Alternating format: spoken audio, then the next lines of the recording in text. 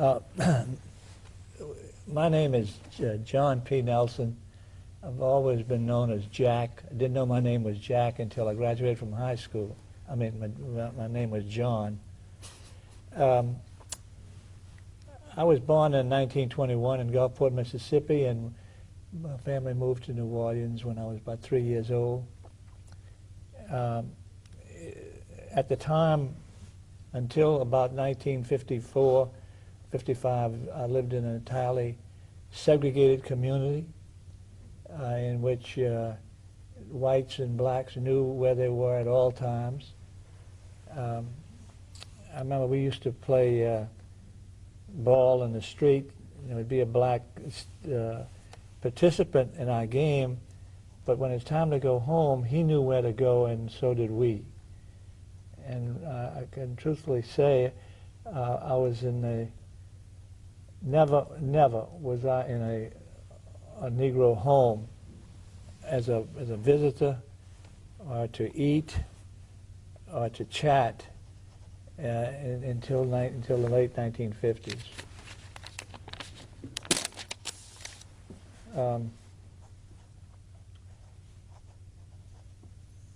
Lolis, you want to add something to that? Well, about the environment? My name is Lolis Edward Eli. I was born and reared in New Orleans, Louisiana. Thank God I've lived lots of other places. I came up in a strictly 100% segregated New Orleans, so much so that there were signs on the buses that said for colored patrons only, and African American people had to sit behind the screen. The most humiliating part of it, though, not only did you have to sit behind it, but you had to physically remove it yourself. It was tough times, and the white community was determined to keep it segregated. There were, on the job situation, there were no black garbage men in New Orleans. They had civil service tests rigged so that you would not get African American plumbers or electricians. The major school that was technical school was Delgado, still is. They would not admit African Americans to that school. When I was in elementary school, there would be 50 or 60 of us in the classroom, and on occasion, not every month, but on occasion, they would take us out of class to go to the Audubon Golf Club to caddy. In Audubon Park, African American people were not permitted to do anything but walk and look at the animals. And the animals, of course, could look at the African American people. African Americans could not drink out of water fountains in the parks, nor could they use the rest facilities. African Americans in the courthouses could only drink water from colored and white water fountains. There wasn't a single African American in public office in New Orleans, Louisiana. The most liberal or moderate of the politicians had to make it clear that they believed in segregation. Well, Lolis, you know, I don't remember discussing segregation coming up in my teens, in my early college days. It was something we understood, we accepted, but we never did discuss. And talking about Audubon Park, I imagine one of the early memories I have of a pang of consciousness was when I was walking with my two daughters in Audubon Park, and we could hear the music of the carousel that was in the distance. And as we got closer to it, my daughters were pulling my hands, wanting to run to get on the merry-go-round. And as I approached the merry-go-round, I noticed a black man, well-dressed, holding the hands of two young girls. And I passed him. He was just looking at the carousel, and so were his daughters. we got on a carousel and started to go around, and as we went around, I noticed a man standing there looking. And for some reason, I kept wondering, what was he telling his daughters? Why couldn't they get on a carousel? I had no particular motivation for that. It's just that that scene, it just is a memory that I just can't chase away. And we finally went home, and it's one of I guess, the motivating memories that I have in my background that caused me to look at this whole situation a little differently.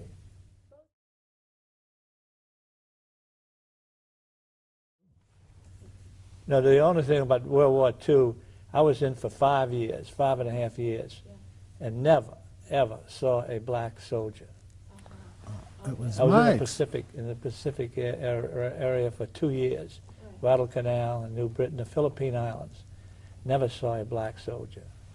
Well, I was, in the prior interview, I pointed out that my experience in the Army was my first real experience with white people on any social basis.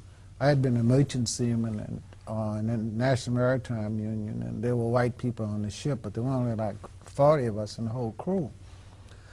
But in the Army, that was my first experience interacting with white people on the basis of equality each and every day. And it was also, I got to be a corporal, and hence it was my first experience being in charge of white people. And white people having to take orders from me, which is kind of funny in a way. Didn't take me long to get used to that, by the way. But I saw the white world for the first time. I tested well and ended up in headquarters company. There were like 3 or 4 African Americans in headquarters company. I was probably the only person in the company who had not graduated from college, and that in itself caused some of my white friends and fellow soldiers some grief, because there was an indication that I had done better than they did on test scores.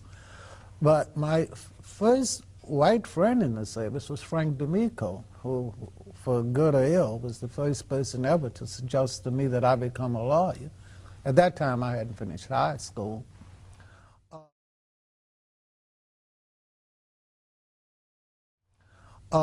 New Orleans at that time was, you had to really put on a special psychological facade to go downtown. There were stores on Canal Street where you could not try on clothes. Everything about it was to suggest that you were different and hence inferior to white people. I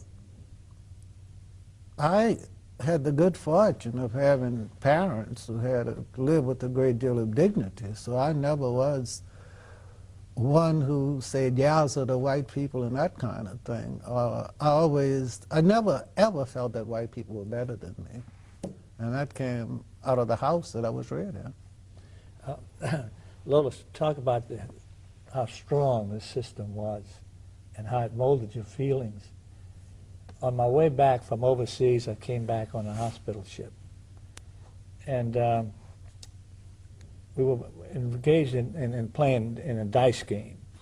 A circle of soldiers around throwing dice on the deck, and a black lieutenant came up and asked if he could join the game, and we said okay. Somebody pulled out a bottle of whiskey and gave it to one soldier, and then he gave it to another, and I began to think, what will I do by drinking after this black soldier? Now, why would I think about that? And why would I remember that? It's because that system was so ingrained in us, and we were so molded by it, that it became a big incident to me. And so I made up my mind while I was playing dice. The black soldier was about 2 or 3 people from me. I made up my mind I was going to drink out of that bottle. And the bottle came to me, and I took a drink out of it and then handed it on, and nothing happened to me. And that surprised the hell out of me. But anyhow, that's was one of the major stories I brought home from the war. Because apropos of that, there's a book, and I think it's Livy Baker, I'm not sure the name, about civil rights, and she talks that she got interviewed, one of the Starnes, and she had interviewed Judge Wright. Mr. Starnes said that he couldn't imagine his wife dancing with an African American, and Judge Wright said that he felt something very different anytime he shook a Negro's hand. So when Jack said it was ingrained in the system, it was ingrained in the system to the extent to which we met with a lot of success in ending legal segregation. But that racism that was much more overt in those days is unfortunately very much with us today, beyond any doubt whatsoever.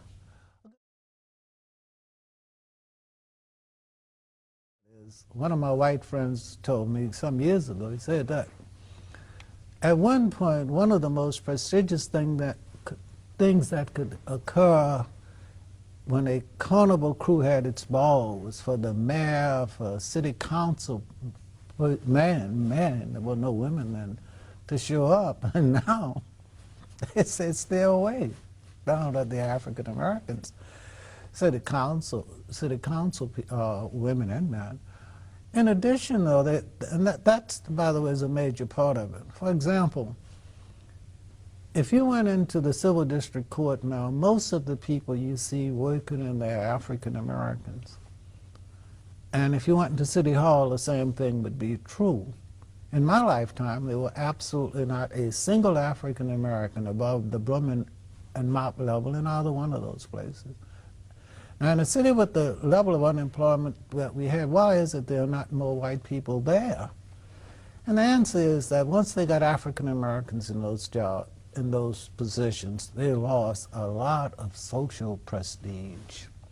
And that explained in large measure what the real deal is. I mean, there is a need, a psychological need that white people have to feel better.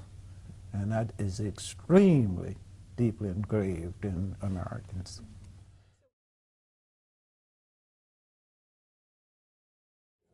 One of the cases that Lolis and I tried together was called Lumbard versus Louisiana. It was a sit-in case at McCrory's store on Canal Street. The case was argued before the Louisiana Supreme Court. The Chief Justice of the Louisiana Supreme Court was Justice Fournay. And while we were arguing the case in a courtroom packed with people about why segregation was illegal, Fournay said, "I wouldn't want my wife to sit next the same counter with a Negro." Now, he said that from the bench in the presence of a lot of people. Many Tulane students were given off to go and hear the argument. But that will indicate to you how strong this system was. For men like that, not to be afraid to say he wouldn't want his daughter to sit, his wife, to eat next to a Negro.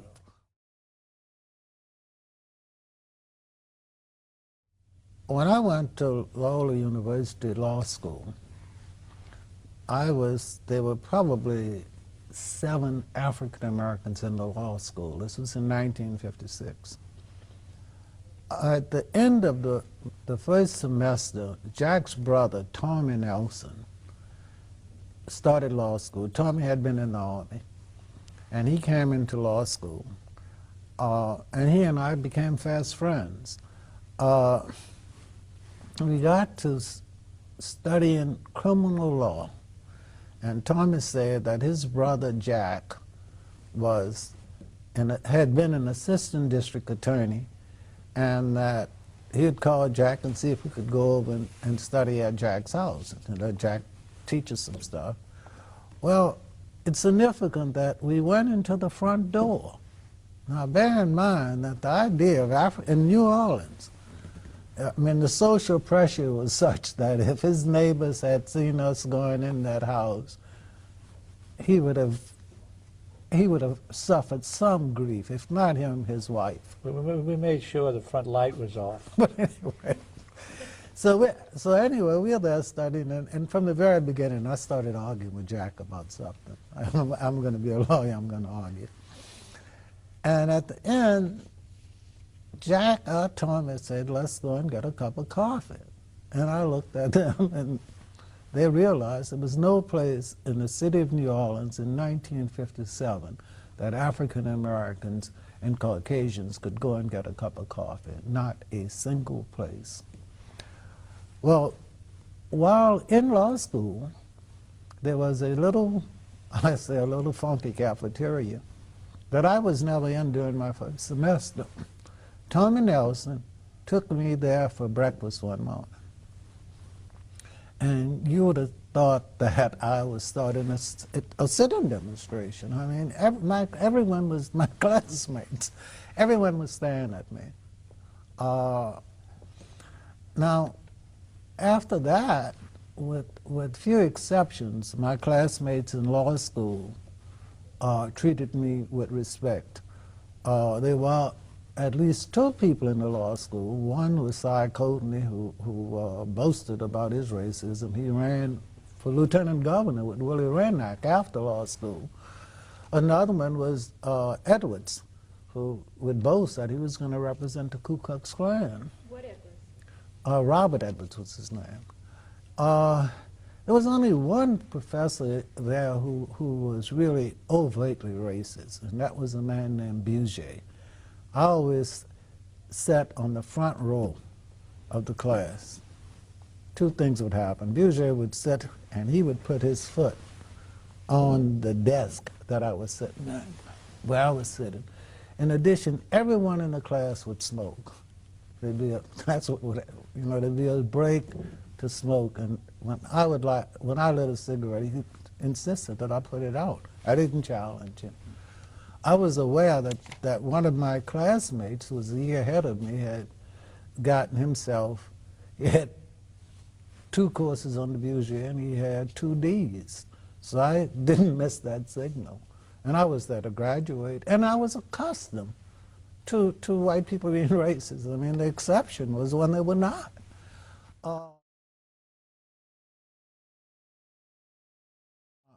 Shortly after law school in 1960, a family came to see me about defending their brother in a murder case. The murder had occurred on Civil Lily Lane in Jefferson Parish. The family initially paid me $235 on a $1,500 fee.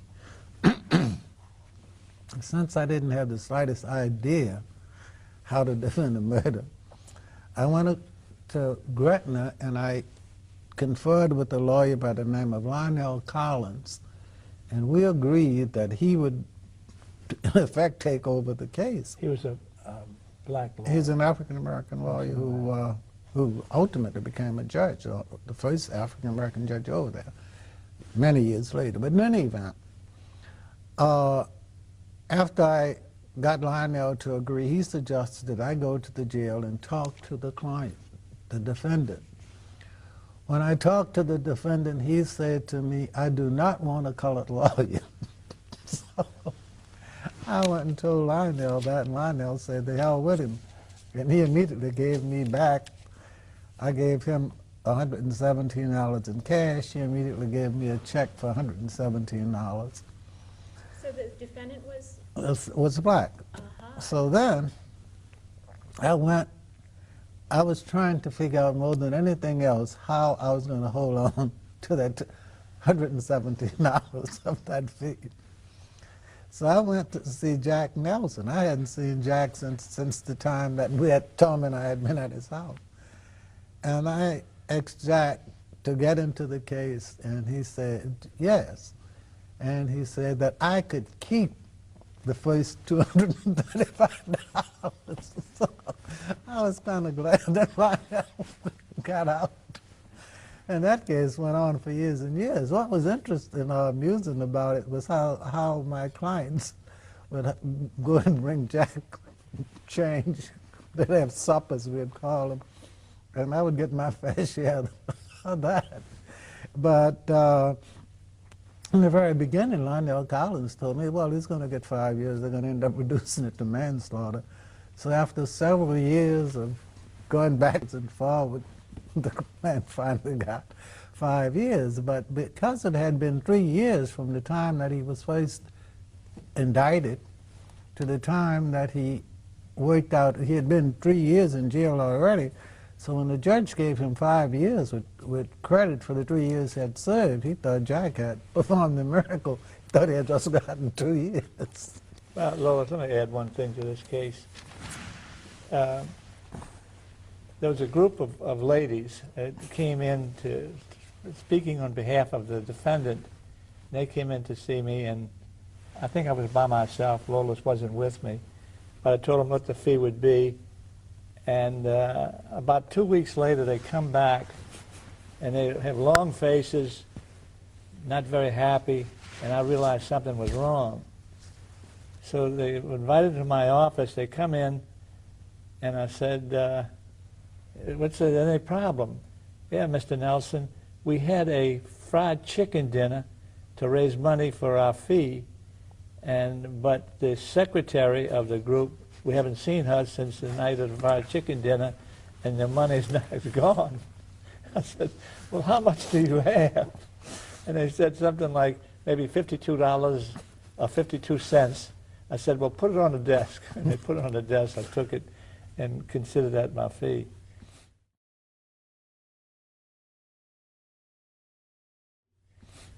But that one of the things about the problem in those days was that blacks were suspicious of the effectiveness of black attorneys. And that was a very serious problem that they had. Yeah, for very good reason. Everyone, each and everything, everybody used to exercise in any power in the system was white, and your inferiority as a lawyer was reinforced because you had to, in the criminal district court, for example, you had to sit on a separate side, or if not on the, and in municipal court on the last 2 rows. And in the courthouse itself, there were signs, colored and white fountains. So everything, not to mention the fact that the district, I could not name you a single judge or a single assistant district attorney who were not somewhat racist. One of the most respected judges at Tulane and Broad, and I gained respect for him, was Judge Cock. Judge Cock was a friend of Leander Perez's, openly. I mean, he used to, after a fashion, he and I got so we could joke. And a part of it was always who was going to win. Was my side or Leander Perez's side going to win? So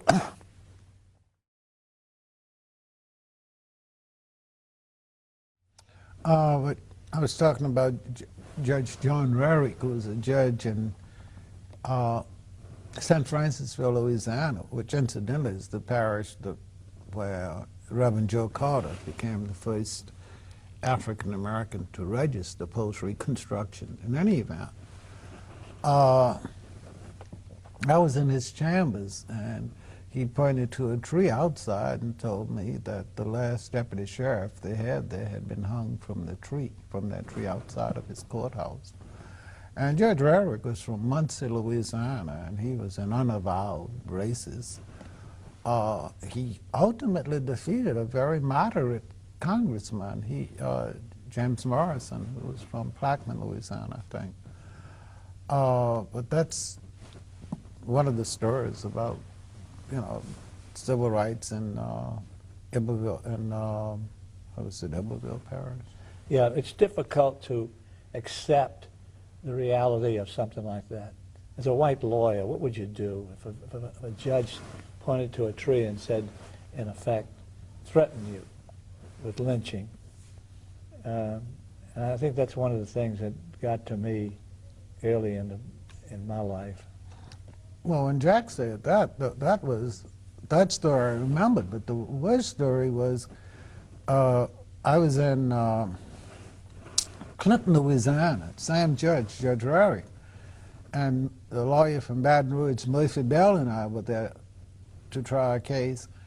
And when we walked out, there was and turned the key on, the ignition on, there was a small explosion. It was designed not to kill us, but to scare us, which the notions of how we intimidated, I think that may have been the best example.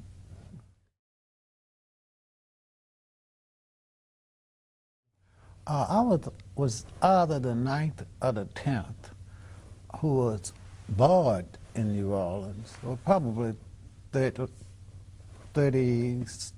33 in the state, including the 9 or 10 in New Orleans. But not all of us in New Orleans were practicing law. I mean, there were about six of us who practiced law. And that was, in many respects, a limited practice. For the very reason that we pointed to, African Americans, they looked at they saw the courts then and now as a white institution. But I never knew an African American lawyer until after I was in law school,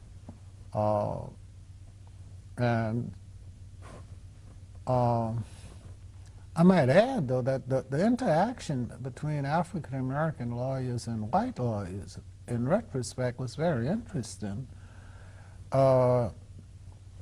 Most of the lawyers I encountered dealt with me as a professional, and with no regard for modesty, I won more than I lost. But the climate was such that up until, say, 1965, I would guess, it was very difficult for white people to have anything that resembled a social relationship with African Americans.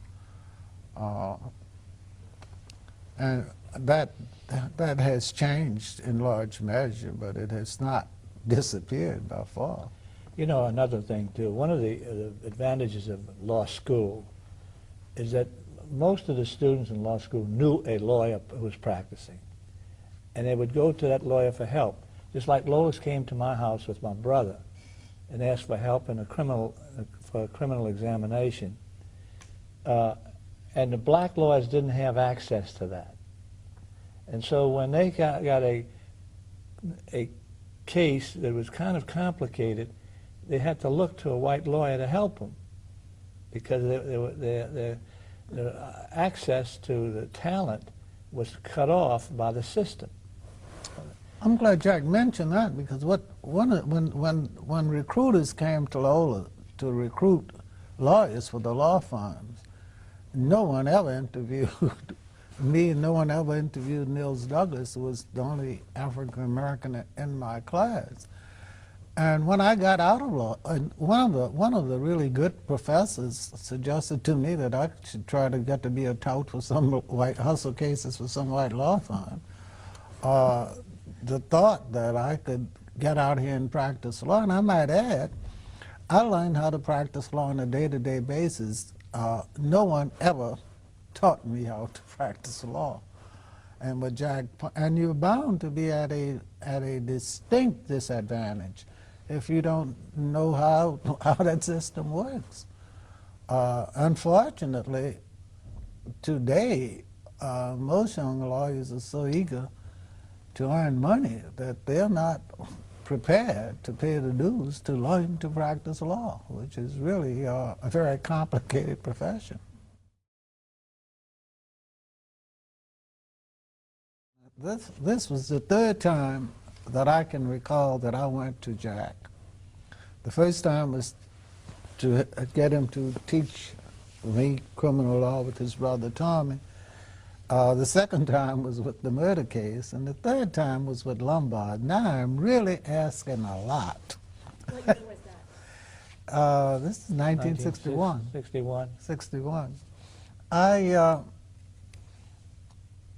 I had represented a group called the Consumers League, which was a group that was dedicated to getting African American employment in white stores, mostly then on Dryde Street and later on Canal Street, and spread into other areas.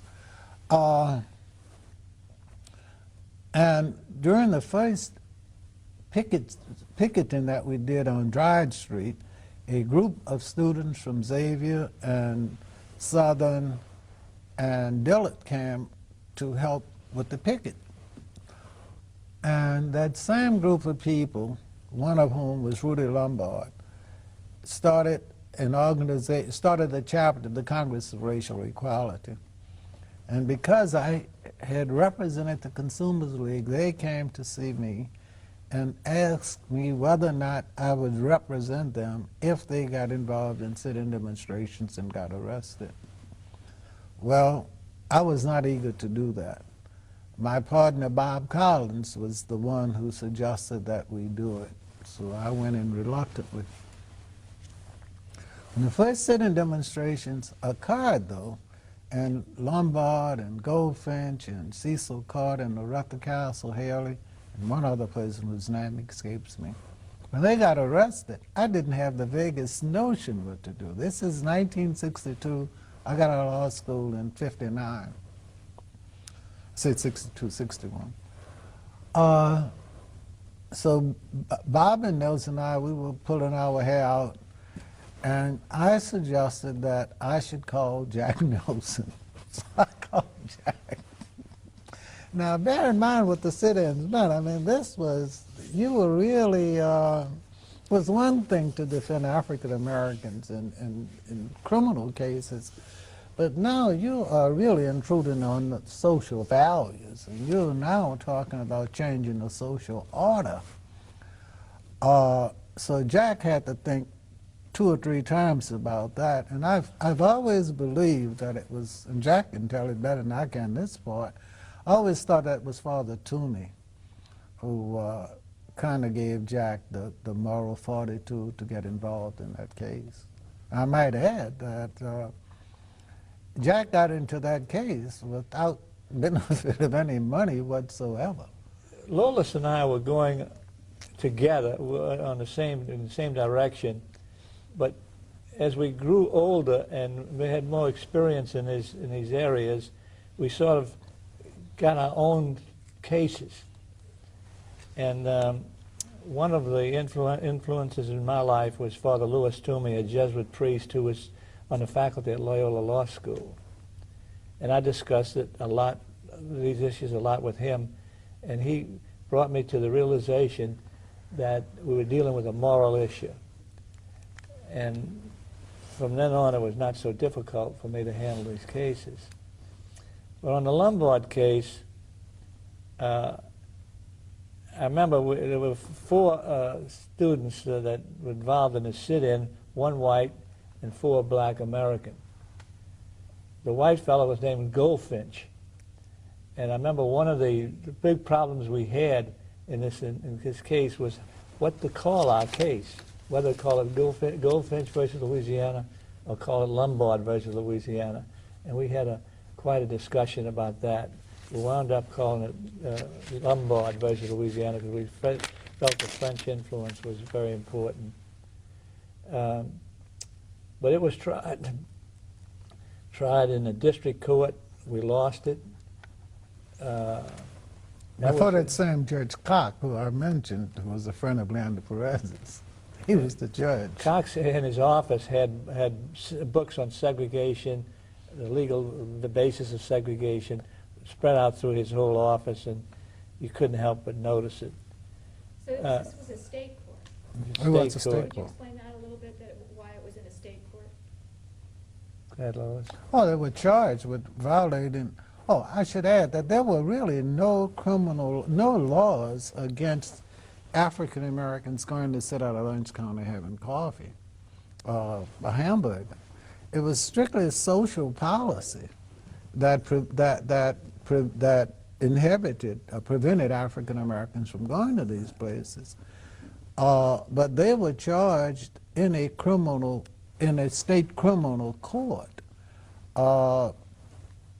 And that's why we're in criminal court, because that's where they were charged. And that was one of the major problems with this case, because there were no laws against it. Lolis, may I add this? Please do. That segregation laws in Louisiana were not more than 5 segregation laws. There was hospitals, schools, transportation, prisons, and barrooms. Miscegenation. Well, miscegenation was one, but that issue all its own.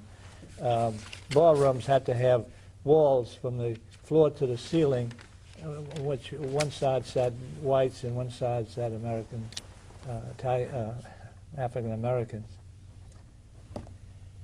Well, the case was appealed to the United States Supreme Court. While it was there, I remember getting calls from the clerk of the Supreme Court telling me that various lawyers were in the office identifying themselves as co-counsel in the Lumbard case, lawyers that I did not know, and I don't think Lolis knew them either.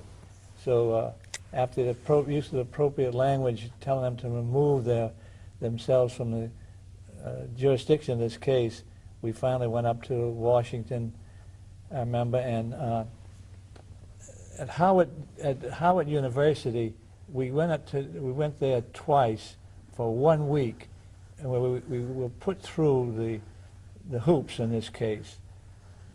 Famous writers of law review articles on segregation were there, and so we were well trained.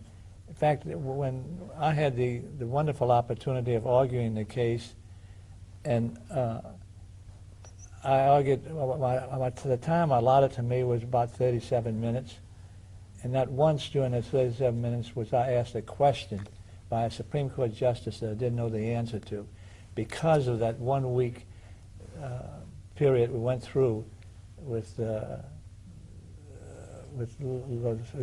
Supreme Court watchers, the lawyers that practiced for the Supreme Court, listened to us and gave us suggestions. So it was a good case. The Supreme Court reversed the Louisiana State Court, and in effect said that the prosecution was null and void, and just dismissed the case pending before the Louisiana Supreme Court. I'm confused. Prosecution was null and void, which meant what? What was the significance of that? They reversed the conviction. And the people they reversed the conviction. And in effect, resulted in? And everyone going free and no one having a criminal record. Well, also, it had significance politically. You know, it was a crack in the dam. I mean, by then, you were having sit-in demonstrations all over the place and all kind of other demonstrations. So it was a major crack in the dam. You know, another thing that came up during the course of that case was that they were not only charged with trespassing, because there was no law that prevented people eating together, but they charged them with trespassing when they sat down at a counter that they were not supposed to sit at. And they were also charged with... well, one of them, Lonnie Goldfinch, was charged with criminal anarchy. Anarchy, overthrowing the government of the state of Louisiana. He was charged with. That case has never been processed. Well, actually, they decided to abandon it. But the significance of it for me was they wanted to penalize that white boy a whole lot more than they wanted to penalize the African American.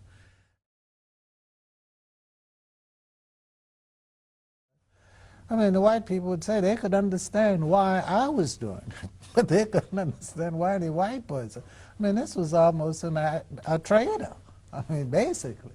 So I always saw the dues that some of the white lawyers were paying, and I tell you, the thing that always angered me a little, we had the International Longshoremen Union here, where you had people getting hurt on the river and major cases. One would have assumed, as our opponents assumed, that we were going to get all those cases because we were civil rights lawyers. None whatsoever. and we made some efforts. So there was really no payoff.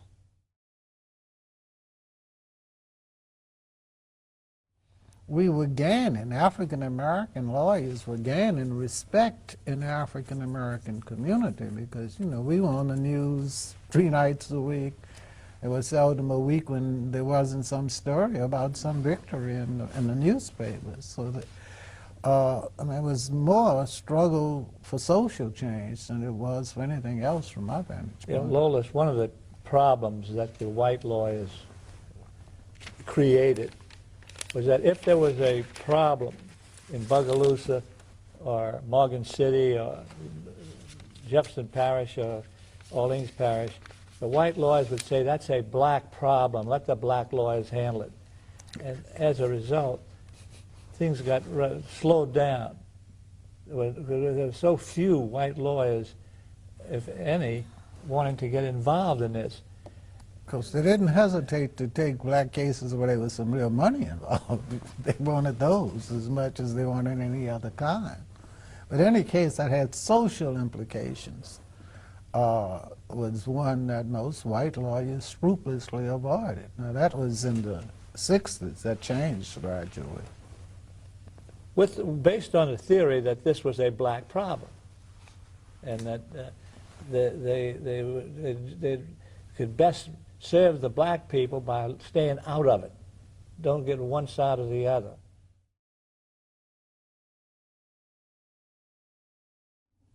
In New Orleans, as in most places, if you went into the Union Passenger Terminal here, man, it was segregated. Everything in it was. And then if you got on a train in the South, you will sit in a segregated compartment. So what the Freedom Rides were designed to do was to eliminate segregation in interstate transportation. That's basically what it was about. And of course, we had major violence along the way, and we got. And one of the good things about it was the amount. We had people who went on the Freedom Rides and newspaper people who covered it. When it awakened, they didn't agree with our tactics, but it awakened America to just how ridiculous some of this really was. And I remember going to Washington with people from CORE and SNCC and NAACP to meet with Robert Kennedy, and I developed a dislike for him then, and I'm not altogether certain I've overcome up to and including today. He was, all he could suggest to us that we should just stop that. You know, it was just inconvenient. One guy there, Reverend Sherrod, I thought he was going to punch Bobby Kennedy.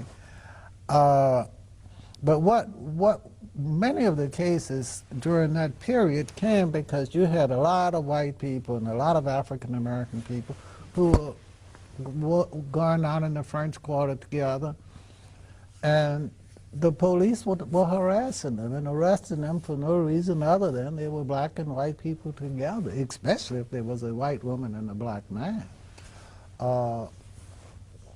So many of the cases, back to Tony, that his brother would handle would be going on to municipal court where the judges were, not all of them, you know, I think Judge Lancaster was civil, but you had, who was that crazy man? Babylon. Babylon. I mean, he was... Bucara. Bucara. So you had judges down there who were, you know, the failed lawyers as far as I was concerned, but these were really mean people. It's difficult to articulate with accuracy the attitude of the judges at that time.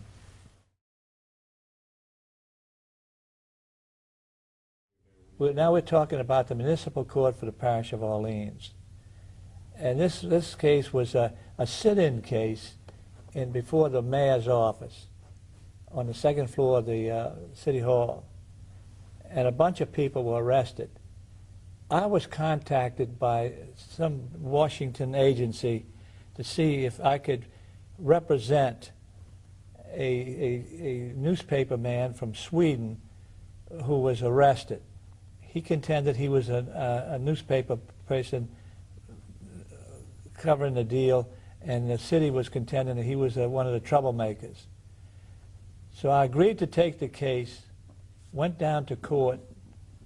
The court was starting at 4 o'clock. Opened the door when I saw it closed. My experience tells me in criminal cases you walk through closed doors. And came upon a meeting with the judge at his desk, and the walls were covered with police officers. The judge was reading a statement. The statement was why he was going to find these people guilty. Now that case would not start for another hour. But the judge was sitting there. I walked in, judge sees me, and he says, "Hi, Jack." He says, "Come listen to this. I want you to tell me if you think this is good enough." And he reads to me, "This is a government of law and not of men." And he finds them guilty. I got just about sick in the stomach, turned around and walked out. And later that evening, on my way home on the car radio, I heard the report that Judge Bucara had found these people guilty, and Judge Bucara gave his reasons for finding them guilty, and were given the same reasons that he gave to me an hour before in his office. Now this is the environment that we had to operate in, and it was unpleasant, but what it did, it at least steeled me more that I was on the right side.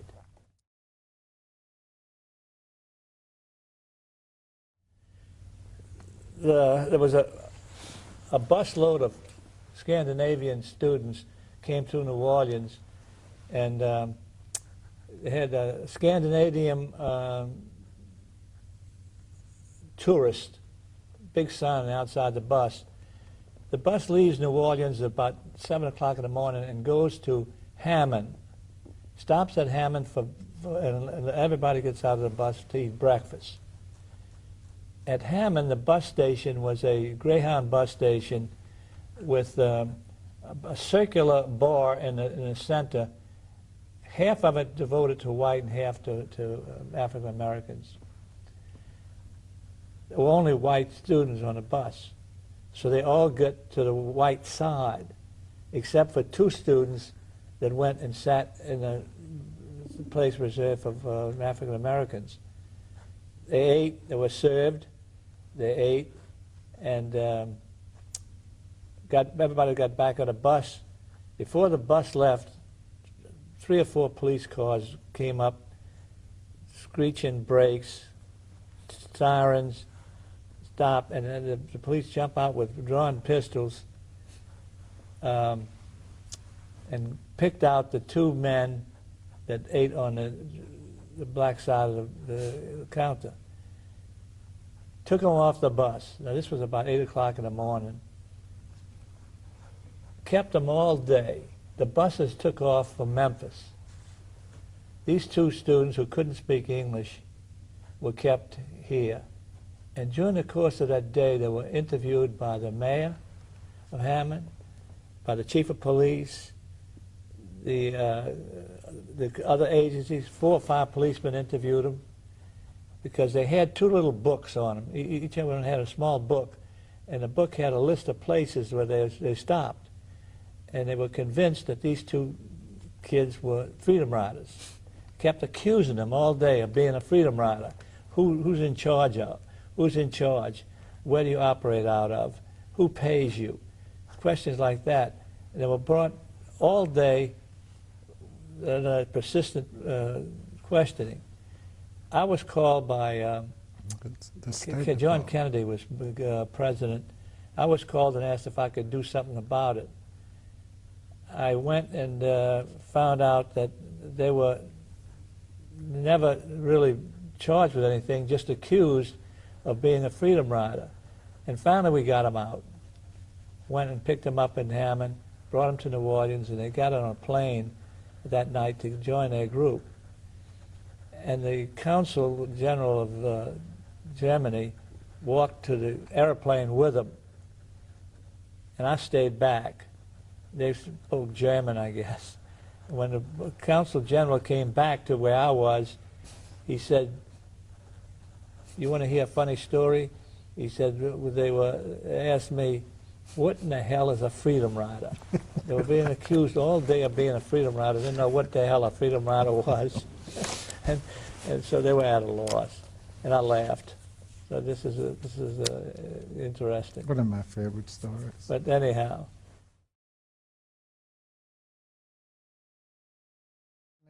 One of the major cases that Jack and I were involved in, I was involved, incidentally, both as a lawyer and as a witness.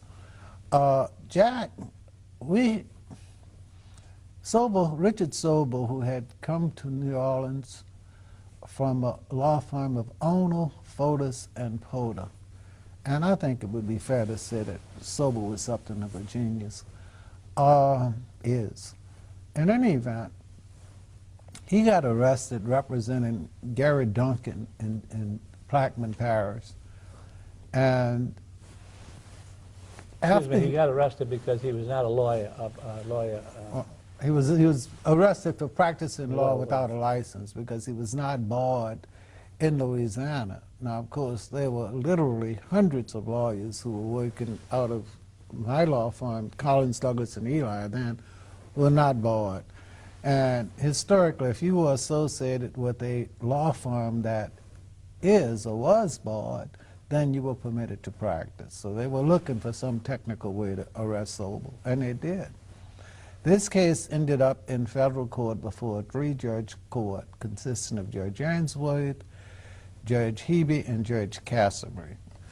And the issue was, well, at that point, what we were attempting to do was to remove the case from state court to federal court, and to argue that, God, I even forgot the issue. And to argue, we were arguing that Inability to get a lawyer. That was a part of the evidence.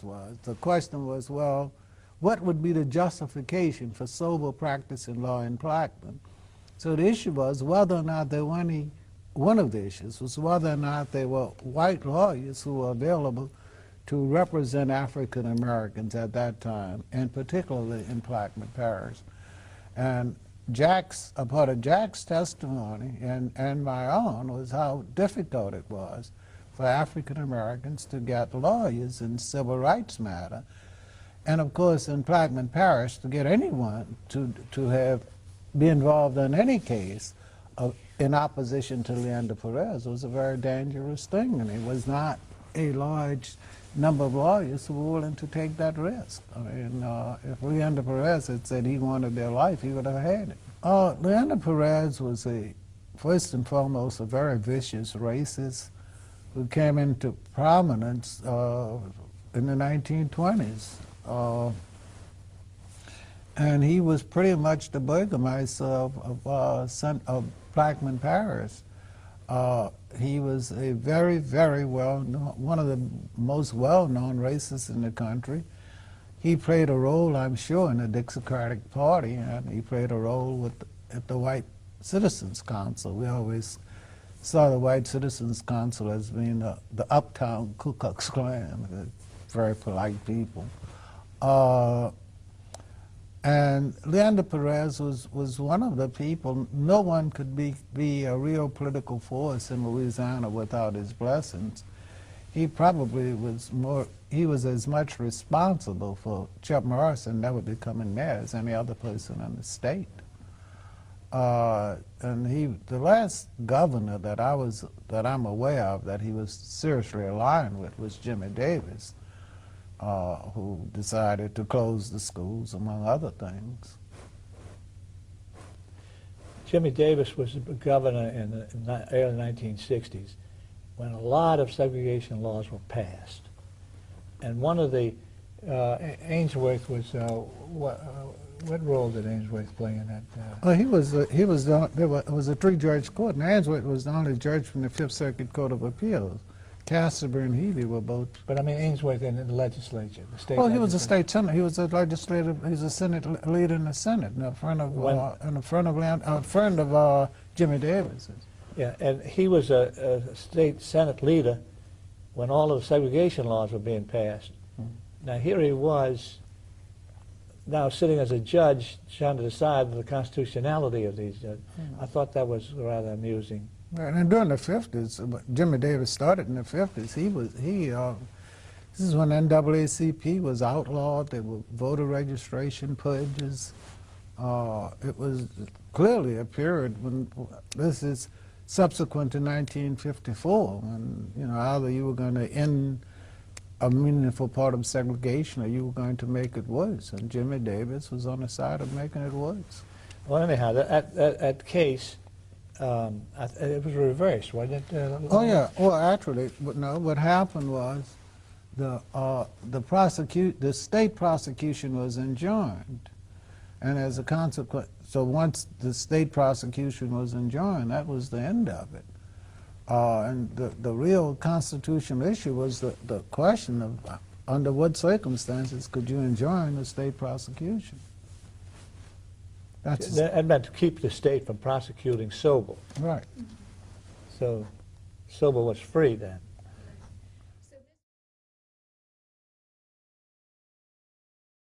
What? Bear in mind, Jack and I, at this point, we're in very regular contact. I mean, there were any case of any significance, get on the phone and call Jack and see what he thought. Jack and I, by then, I think the case, I smile when I think about it. I was thinking about this longshoreman who, before Judge Rubin, remember we had been offered a settlement, and Judge Rubin told us at the end of our case, he said, well, unless y'all have something else, you're not going to win. And he told the other side that they had to offer whatever they had offered. And our client turned it down, and 10 minutes later, Judge Rubin ruled against us. But Lolis, I think one of the important things to understand is the role of the white lawyer at this point. Okay, I was very cautious in not trying to assume a leadership role in what was going on. I thought that was more the role of Lolis and his law partners to demonstrate to the black community that they had the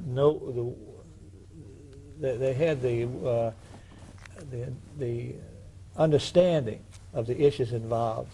And so I didn't try to usurp what Lolis had going on in the black community. Also, but in the cases such as Hicks versus Knight, Claxton Knight was the chief of police in Bogalusa. Well, by the time we got that, we had lawyers coming from the east to assist us, so Jack was able to get some relief. We had just, I often reflect that there was a world of difference in handling these cases post-mid-60s than it was before. You have a lot of people who claim to have been involved in the civil rights movement who were really involved in the 70s or in the 80s. But during the time when the going was really rough, the only white lawyer we had was Jack Nelson.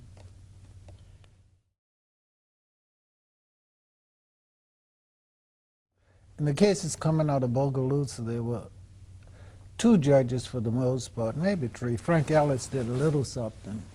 I thought he was an awful judge. But Judge Christenberry was staunchly against the Ku Klux Klan. So coming out of Bogalusa, which was the hotbed of the Ku Klux Klan, it was Judge Christenberry enjoining the police department in Bogalusa from committing brutality, enjoining the police department from interfering with the march, the demonstrations that were going on. Then there was, from that point on, you were looking at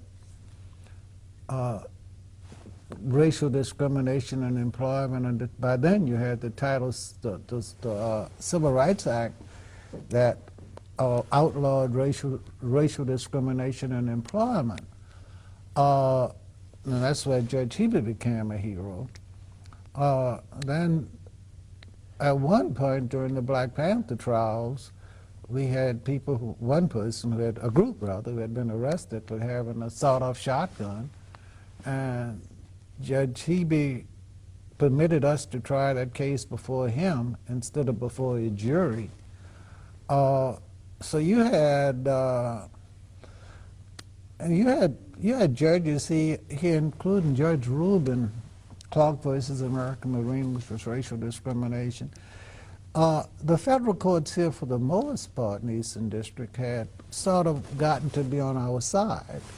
It's some evidence that that's no longer the case, but I found that some of the federal judges here were outright heroic. Well, Lolis, I wouldn't go that far, except to describe Judge Skelly Wright and Judge Wisdom. And when people, judges take pride in identifying themselves as part of the Fifth Circuit judiciary, and they're talking about Skelly Wright. He understood what the law was, and he was absolutely determined to see to it that the law would be enforced. Jack and I would only disagree to this extent. Judge Hebe came on the bench after, Judge Rubin came on the bench after, but my experience with those judges, now this is after things were hot. I think they were outright, especially Hebe. I thought Hebe was outright heroic in civil rights matters. Give me the case. Well, I think to place this in context, Judge Wright they drove him out of town on the rails because he was the one who ultimately said he wasn't going to let him continue to play around on the issue of desegregating the schools. He reached the point where he said, we're going to do it now, when Jimmy Davis, as fast as Jimmy Davis and his legislature could pass laws enforcing segregation in the school system, Judge Wright would nullify them. And he became extremely the person non grata here. So you have to pick that time. The other judges who I'm talking about came after, and it was, although I consider them heroic, because in Silver versus Perez, for example, every very important lawyers from the Louisiana Bar Association came in opposition. They were on the side of prosecuting Silver. They were basically on the side of the Perezes. And those were some of the biggest names in the Bar Association. And this was that three-judge court we were talking about. And for Hebe, Castleberry, and especially Ainsworth, who I'm sure they would have counted on. Ainsworth was, as far as I'm concerned, was I'll use the word failure as a judge. I don't remember Judge Ainsworth involved in any case of any significance. But Silver versus Perez. Well, that case was so clear that he had to do it, and he had two judges that he knew were going to go against, he was going to go one way. So he went that way also. But anyhow, I agree with Jack on that part of it. We had the desegregation of Tulane, which was Judge Skelly Wright. That case, I never realized the pull and tug of this whole system until I handled the Tulane case. I mean, there you pressed a nerve. I mean, Judge Skelly Wright found that Tulane was a state institution. It took a lot of courage for him to do that. Judge Hebe handled the St. Augustine versus Louisiana High School Athletic Association. He was absolutely great in that. Everybody knew what he was going to do, and he did it. Judge Rubin handled Perkins versus the NOAC. That was New Orleans Athletic Club. Judge Judge Rubin was a technician. He went according to the law. I remember following that case, there was a professional football player by the name of Wilson Bowie, who applied to get into the NOAC, and Judge Rubin refused to sign an injunction because he felt that the injunction was unwarranted, and he referred the case to trial on the merits, which I was disappointed in, that decision. Judge Cassidy nullified a residence rule at Southeastern University in Hammond, which confirms Lolis's ideas of Judge Cassidy. If you look at the record from 1954, the Topeka versus Kansas case, up until the death of Martin Luther King, there was not, as far as I could find, a single article that in effect said the blacks were entitled to equal authority under the law. That's about 2.5 or 3 year period. And it was they abdicated, the legal profession, in my opinion, abdicated a sense of authority. And that's true. You never heard this issue discussed by federal courts. Lolis has a couple of cases, or 2 or 3 cases that he seems to be satisfied with. I fall short of my level of satisfaction. I have to smile when Jack says that, because maybe I've mellowed my old age, but all the time, You have. I was the person who was always arguing with Jack and depreciating what I thought people have done. By no means do I express satisfaction. What I'm talking about is, when I look at that Judge Cox in Mississippi, the federal judges in North Louisiana, when I come down here, I'm saying, well, compared to what? I don't think you can even make the case for Judge Wright as being an egalitarian.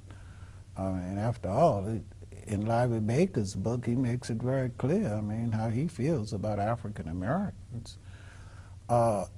He acted out of a sense of duty, but I don't try to make the case. I think if I were going to make a case for the judge here, who I found to be closest to being egalitarian, it would be Fred Hebe far and away.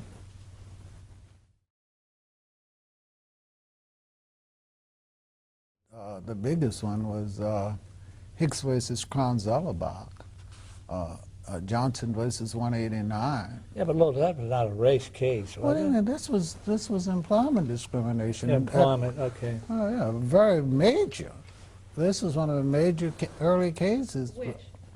Hicks versus Kronzellerbach. What you had there was you had two issues in that case. You had separate lines of progressions for whites and blacks. You had tests that were totally unrelated to the job performance. So that was a case that Hebe decided that had, I think, national implications. So it was a box factory, or was it? Oh, the box factory. in The paper Bogalusa? mill in the box factory, right. In Bogalusa. Right. It was Gaylord Containers Company of Kronzellerbach. I forget which one of them bought the other one. Also, he did play a major role in one of the Black Panther cases. So I can only think of one case where I was disappointed in Judge Hebe, and that was a case in Vonadale, Louisiana, where he granted us the injunction against some discrimination there. For example, every black kid in the school had gotten a B in physical education. None of them had ever taken physical education because they didn't want those black kids to go out there in the yard and see those white girls with shorts on. But so I found, And he and also I'm comparing the federal judges of that era to the state court judges, and I think Jack would agree that in those days the federal courts were a much more comfortable place to be in. Yeah. So Hebe said in that case involving the students in physical education, what did he do? Well, he enjoined them the practice. You know, a part of our complaints with these kids were not getting physical education, but there was one of our plaintiffs was a young kid named Jefferson, and we established the fact the principal used to have that kid come in his office and dance and throw pennies at him. Throw pennies. I mean, getting them, you know, hey, Mr. White Man, I can dance, which I found to be absolutely gross. And what I found to be interesting was that that principal did not lie about it. He did not lie. He thought that that was an important part of this child's education. I mean, How that's did just, Hebe disappoint you in that case? he didn't give him any attorney fees. That's what.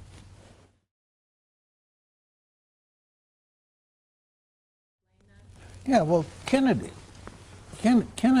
sent Skelly Wright to the what is it, the Second Circuit that's in D.C., where they threw a rabbit in the briar patch. I mean, Skelly Wright had a much better life once he left. He was a hero once he got there. And a good example of the way this whole system works is who replaced him. Frank Ellis had been the campaign manager for Kennedy. So what he replaced Skelly Wright when they sent Skelly Wright up to the Second Circuit. What's interesting, that's the story Jack should tell when he talked about Tulane. He talked about it before, I think, how when Frank Ellis took over the case, how the difference, but the contrast between Frank Ellis and Skelly Wright is one worth noting. We have two cases involved, recorded in the federal supplement. That's a reporter system that records legal cases involving Tulane University. One case was signed by, decided by Skelly Wright, and it holds that Tulane was a state institution and is forced to integrate. Another case with the identical same facts by Judge Ellis holds that Tulane is private. Same facts for both cases.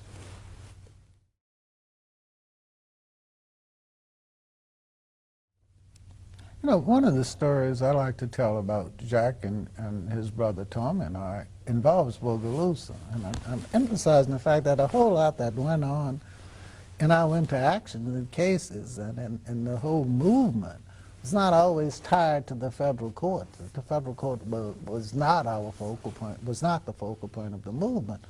But one of the stories I like is when after McKithen was governor, and we ended up negotiating with, we set up a meeting with the city council in Bogalusa. I was representing the Bogalusa's Voters League and the Deacons for Defense and Justice. We had Jack and his brother Tommy and Mike DeSalms and one other white boy to come over to our offices. And we had the people from Bogalusa to sit on one side with these white people on the other side. And the whole purpose was to get these African Americans to negotiate, to look at white people in the eye and talk to them about negotiating. I mean, that is the kind of thing that was not tied to the courts, but was deeply tied to the movement and to our relationship. In other words, we sat the black participants down in the order in which they would be sitting when they met with the mayor. That was Bob Hicks and A.Z. Young on our side, on the black side of the table.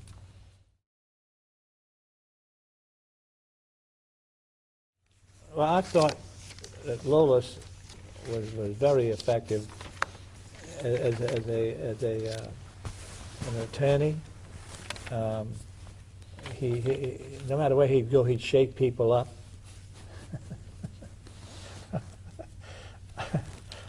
Oh, Jack was an outright sin in my book.